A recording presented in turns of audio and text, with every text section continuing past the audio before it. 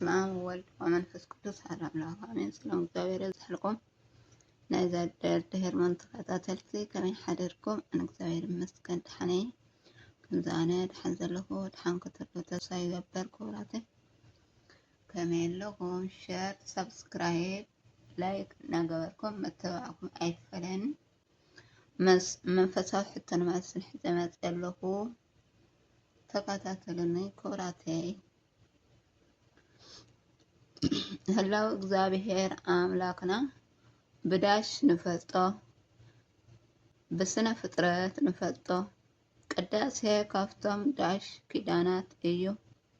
መልሲ ካፍቶም 7 ኪዳናት እዩ። አዳም በደል በዲሉ ካብ ገነት ኣብ ዝወፀሉ ግዜ ገነት እናረኣየ ተፀፀተሉ ቦታ እንታይ ይበሃል? መልሲ ደብረ ቅዱስ ይበሃል።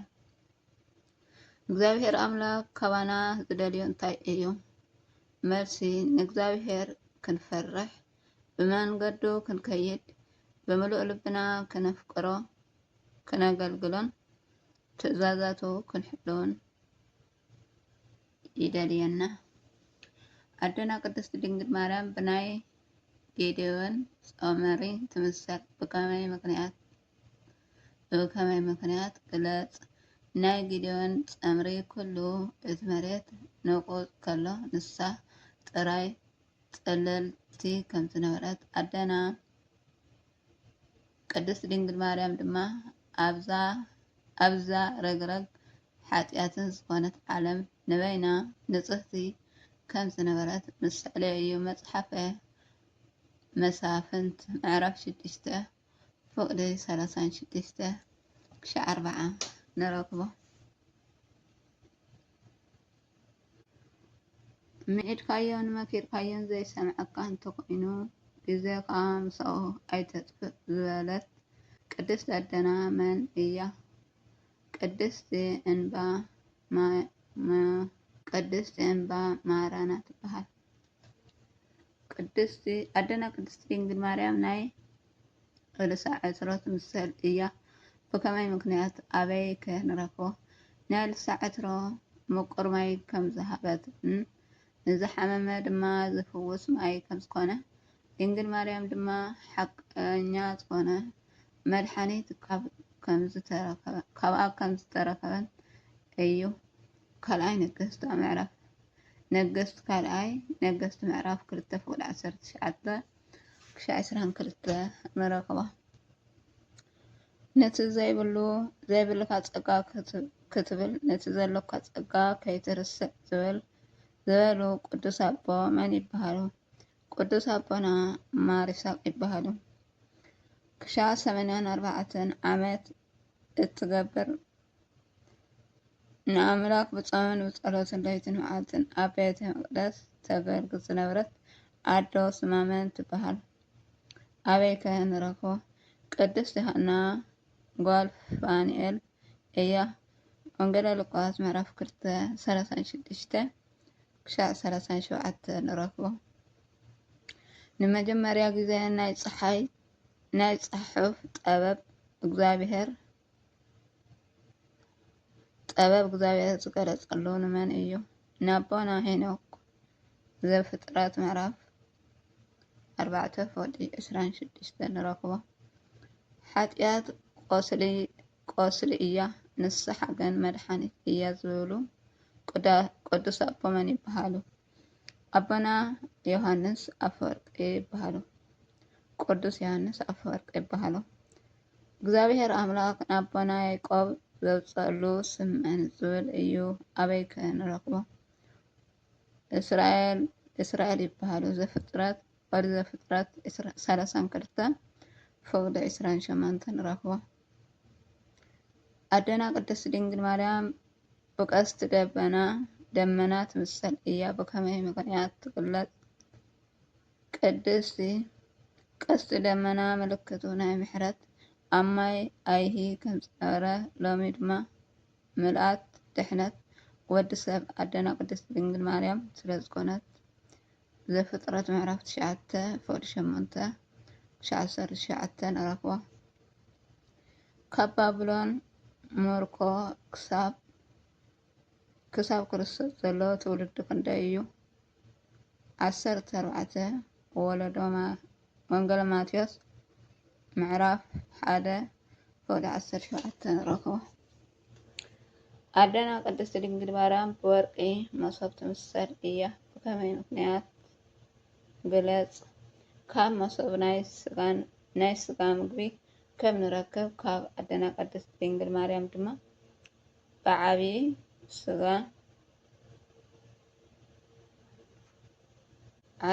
ስጋን ምግብን ነፍስን ስለ ዝረከብና እዩ።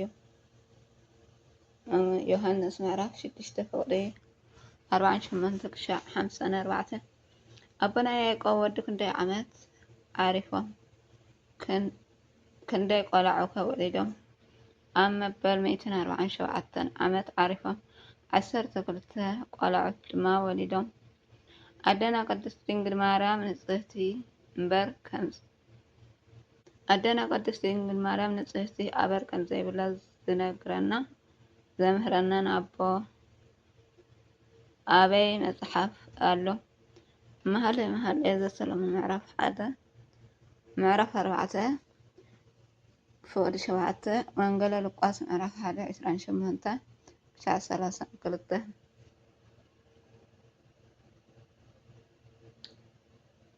ደጊንካ ሓጢኣት ምስ ትሰርሕ ደጊንካ ንስሓ እቶ ቤተ ክርስቲያን ሕክምና እምበር ቤተ ፍርዲ ኣይኮነትን ዝበሉ ቅዱስ ኣቦ መን ይበሃሉ? ኣቦና ቅዱስ ዮሃንስ ኣፈወርቅ ይበሃሉ። ጸበል ማለት እንታይ ማለት እዩ? ጸበል ማለት ብቃል እግዚአብሔር ዝተደገመ ፈውሲ ወይ ምሕረት ዘለዎ ማይ ወይ ከዓ ሓመድ ማለት እዩ። ካልኣይ ነገሥት ምዕራፍ 5:17 ንረክቦ። ወንጌል ሉቃስ 10:6-9 እውን ንረክቦ። ኣደና ቅድስት ድንግል ማርያም ዘለዓለማዊት ድንግልና ከም ዝኾነት መጽሓፍ ቅዱስ መሰረት ግለጹ።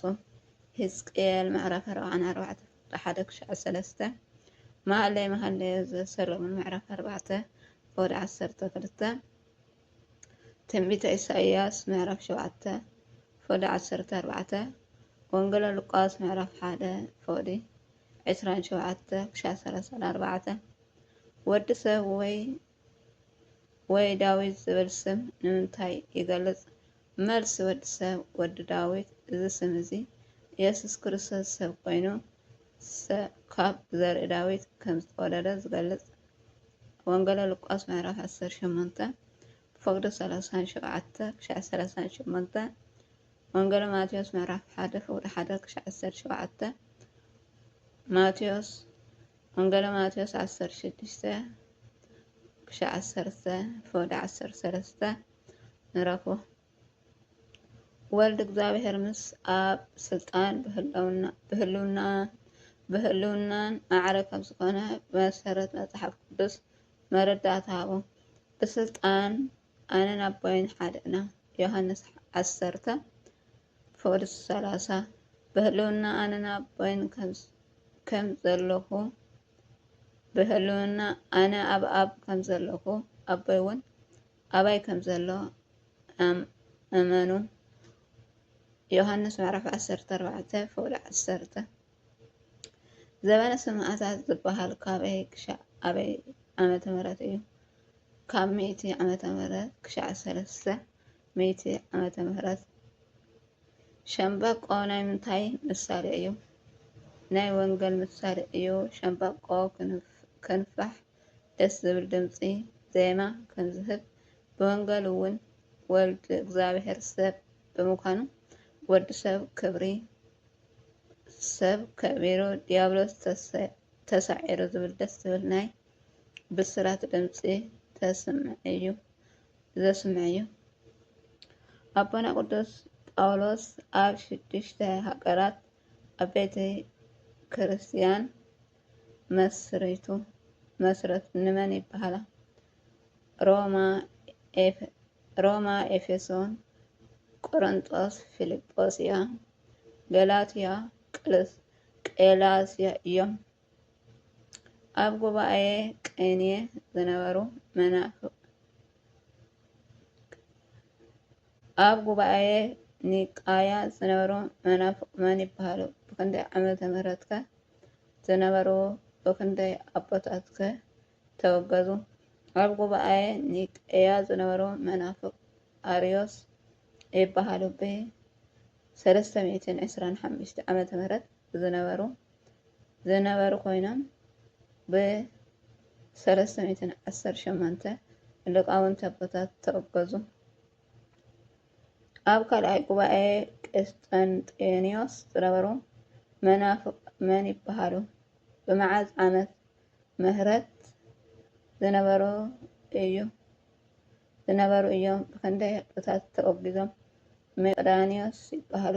ብ381 ዓመተ ምህረት ብ150 ሊቃውንቲ ኣቦታትና ኮይኑ ተወገዙሉ። ኣዴና ቅድስት ድንግል ማርያም ብበትሪ ናይ ኣሮን ትምሰል እያ። ብከመይ ምክንያት ኣረድኡ ኣበይ ከንረክቦ? በትሪ ኣሮን ከይተተኸለት ማይ ከየስተይዋ ጠጠው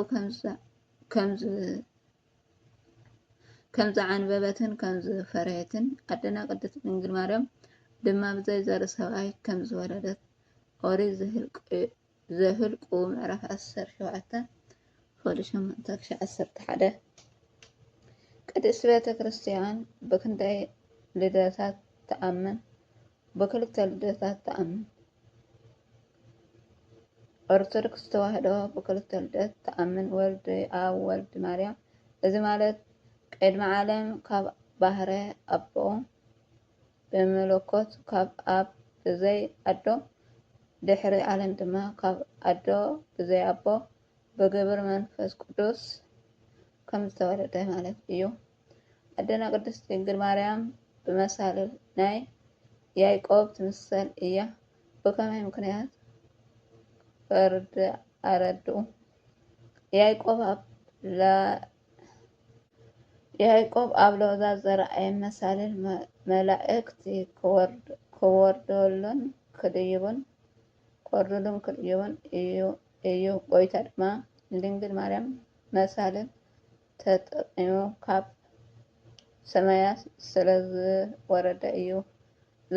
ዘፍጥረት ምዕራፍ 28 ፍቅዲ 1-12 ይብለና እቲ ቃሉ። ስለ ቃሉ ናይ ቃል በዓል ቤት እግዚአብሔር ኣምላክ ዝከበረን ዝመስገን ይኹን። ብዘንጠብ ኩሉ ዝቅደር ኩሉን ብኣፈት ቃል መላእክቲ ኣረመላይ ተጋበይኩ ኣርሙኒ ኩራተይ ስፋል እግዚአብሔር ወለወላድ ድንግል ወለመስቀል ክቡር አሜን።